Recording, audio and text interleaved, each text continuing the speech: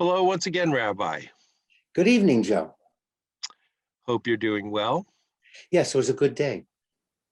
I'm glad to hear it. Speaking of good days and bad days, someone I know who passed away not too long ago sort of surprised me and some of the people around him because it turned out that we found out he had been raised in an Orthodox Jewish family growing up. But whenever I went over to his house to play with his children, because I'm friends with his his offspring, there was always a Christmas tree and holiday parties, and his wife, who's not Jewish, would always make the most fabulous cookies. Um, and there was never any indication of his Judaism or background.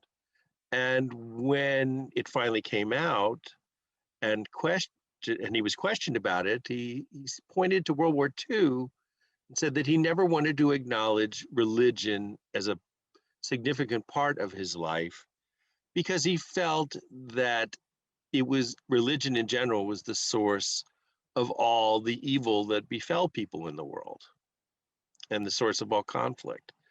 And I thought, I need to ask my rabbi about that. He's not alone. He's not the only one that has pointed a finger at religion. And I think it is valid to point a finger at what people have done with religion, not religion itself. If people will go back and listen to the session on naked religion, you'll get some idea about religion itself. However, it's what individuals do. Politics and religion have the potential to inflame.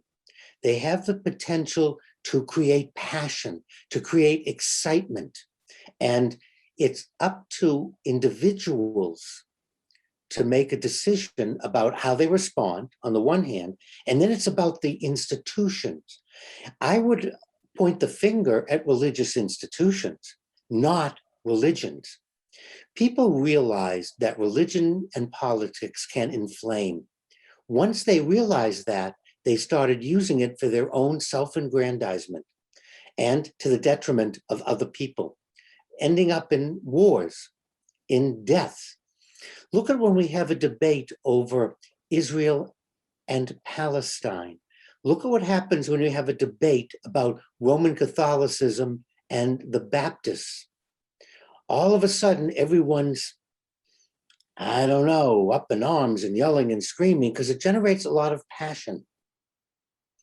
Because of that, it's the responsibility of the leaders in church and the leaders in politics to not use it that way. And if it's done that way, to stand in the way so it doesn't turn into war, so it doesn't turn into hate. So I point the finger at individuals who are in a position to stop it from happening. The Talmud has a neat discussion about responsibility.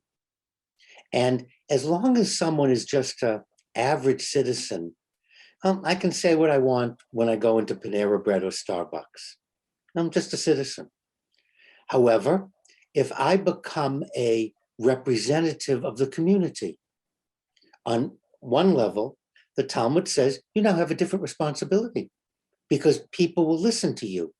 Then if you become the governor, you become a senator, a representative, the president of the United States, the Talmud created a ladder.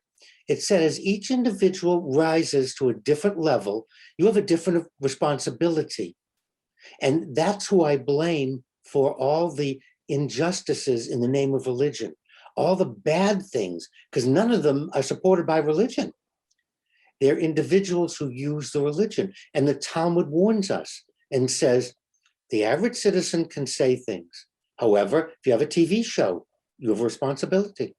If you are an elected official, you have a responsibility. If you're a cartoonist, you have a responsibility because you are in a position to stop these injustices or to point out when abuses are taking place. So yes, that particular gentleman is correct that religion has led to a lot of abuses, not religion, but individuals who have chosen to use the religion for their own ends, for politics, or for nationalism, for other things, and they're inflaming passion. So getting rid of a religion won't do any good. Getting rid of nationalism won't do any good because they're there.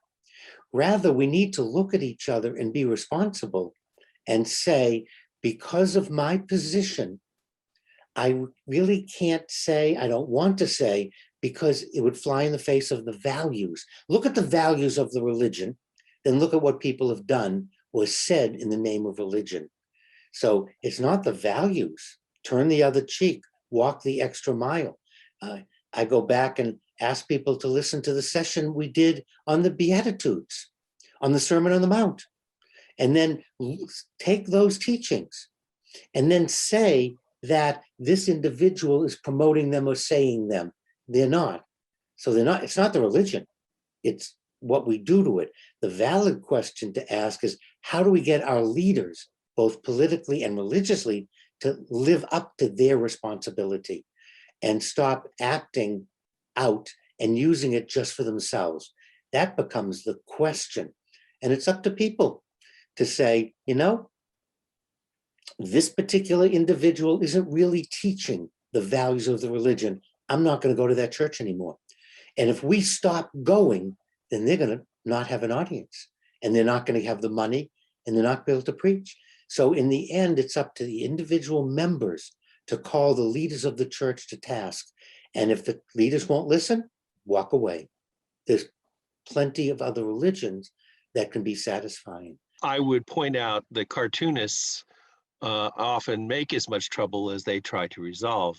But I agree that if it were not for the heroic efforts of the political cartooning corps, that many people would not notice some of the inequities that go on in life, including in religion. Thanks very much, Rabbi. I'll show you my cartoons as soon as I'm done with them. And I look forward to seeing myself in some of the cartoons. You know, I'm a bit disappointed that I haven't seen any cartoons of me on The Rabbi and I. I would like to point out that Herb Block, the political cartoonist for the Washington Post for many years, it was rumored that all of Capitol Hill woke up to open the Washington Post Sunday edition, dreading seeing their picture in the paper. So you are a rare exception in yet another way. And I'd like to point out my father's name was Herbert Block. Oh my gosh. So all the more reason why you should do a cartoon about me. All righty. Well, there you go. My marching orders are set. Thanks, Rabbi. You're welcome. Good night.